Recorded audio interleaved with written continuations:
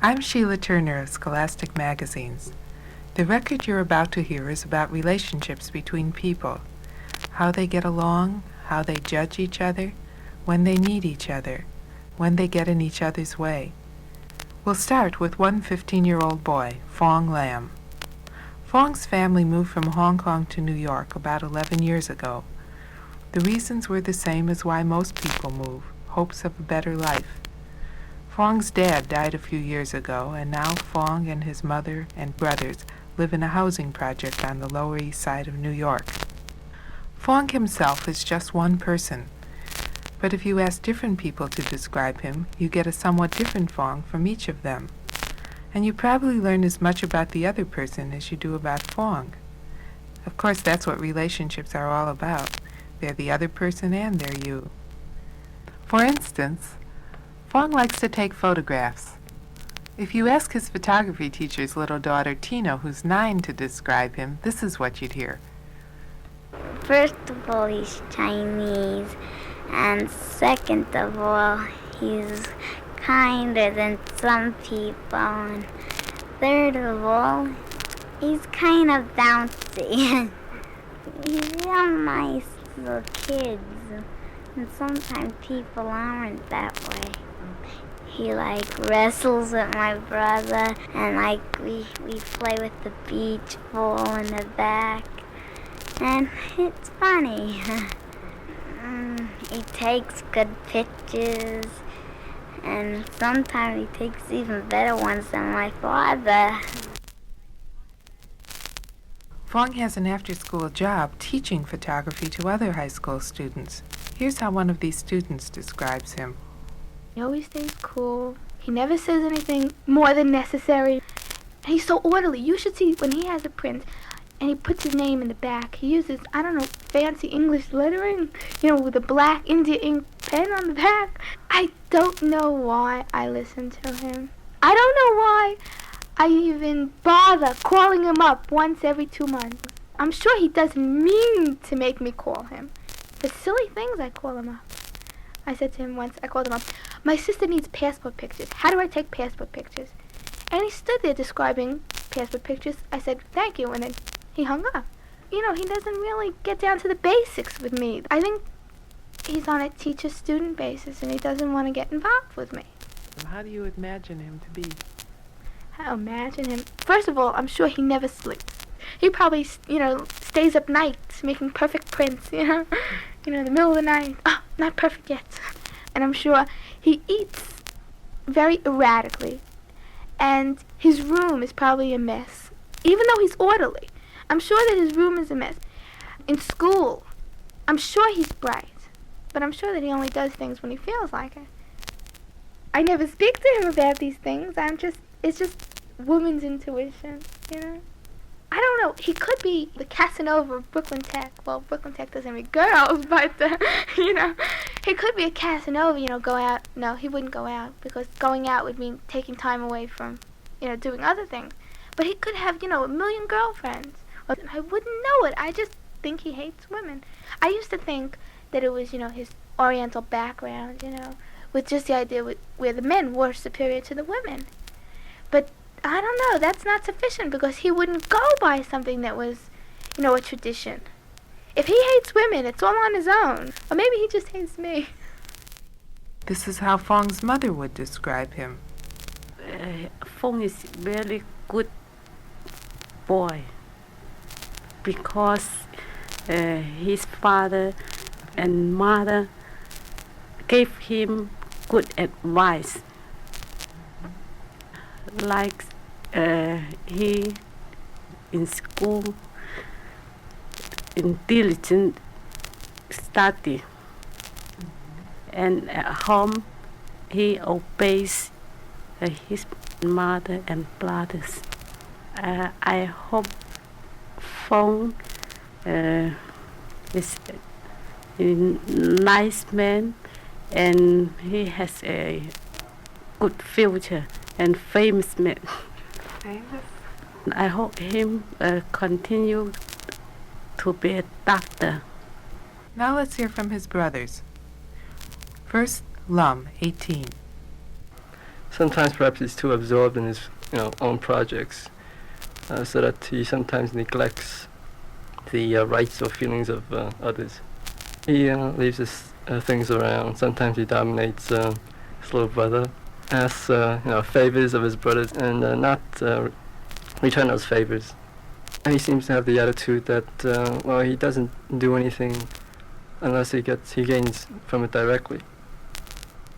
And I don't agree with that attitude.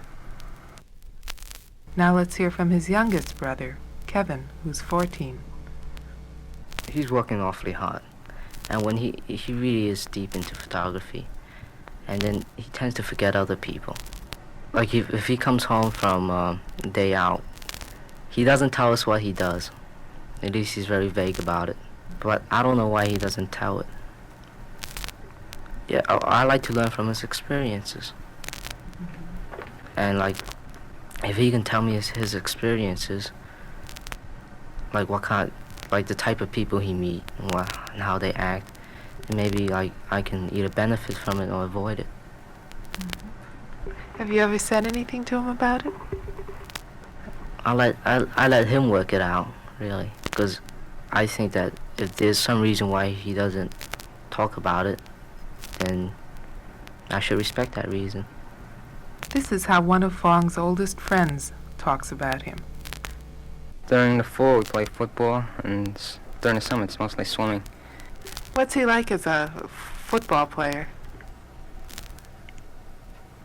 Not as athletic as I expected him to be. Since he's so great in school, I expected him to be as good as in sports also. Uh-huh. And how'd you feel about that when you found out he wasn't? I can compete with him in something. It gives me a good feeling sometimes. Most of the time in school, when he's taking English or math, his marks are usually close to hundreds, and mine aren't. And there's a limit to which most people can stand how good he is, because no one can compete with him in school. And the only way we seem to be able to do it is through sports. Now, if he was perfect in everything, then I guess I wouldn't associate with him as much as I do now. How does he do in social situations, like with girls and stuff? He's shy. And let's see, he's only been to one dance, two at the most. And he freezes up. Not all the time, but most of the time. His emotions don't come out, really. He always seems to be smiling, no matter what. Do you think he's happy? Not really. Guess he has occasionally thinks about himself being alone, like most boys do. In the past couple of years, 3 years, he's been doing things by himself, and he hasn't been with us. He hasn't played football with us. He hasn't been swimming. He's been traveling, let's put it that way.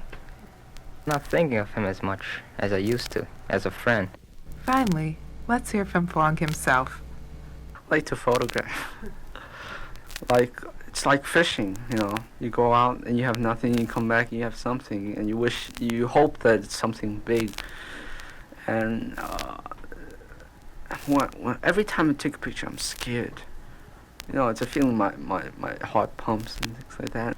You see, I'm not scared when I take a bad picture, but when I see something that's good, I have to make it good for the other people. Like it's like a diamond cutter.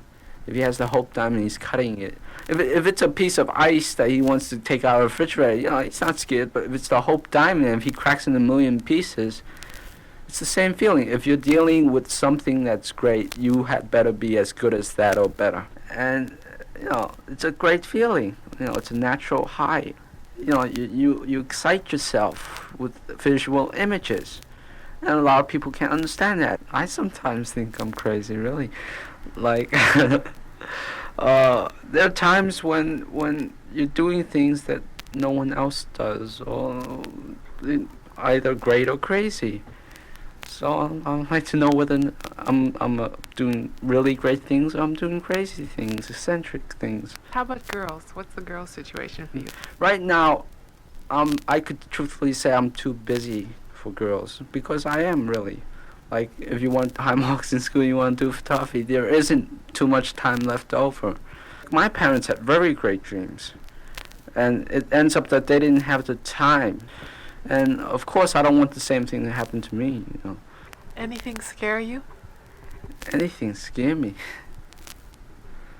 Well, one of the things I'm afraid of is like emotions, sort of thing. Like, my father loved me a lot, I know, but he tried not to show it because for some reason perhaps he felt that with too much showing of love or emotion, you lose some discipline and respect, and that has rubbed off on me pretty much. And like, I think emotions aren't something you should flaunt or no, just give away right away and this and that, you know.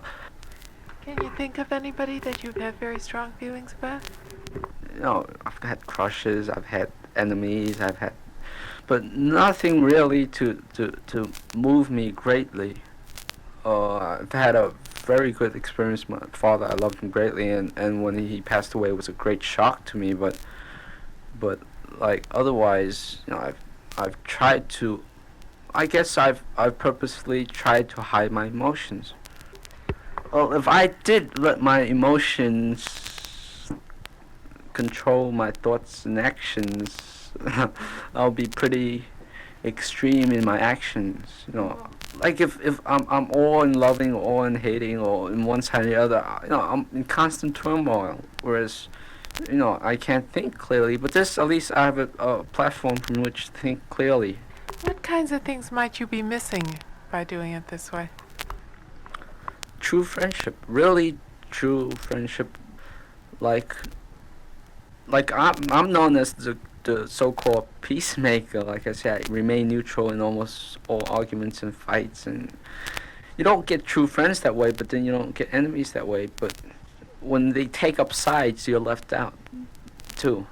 Like, So there's a little loneliness involved with this. a lot of loneliness, but then you don't have enemies. So it's a lonely another world of no true friends but no real enemies. And I guess it's good for me right now before I make my final decisions. But it's a lonely world, yes.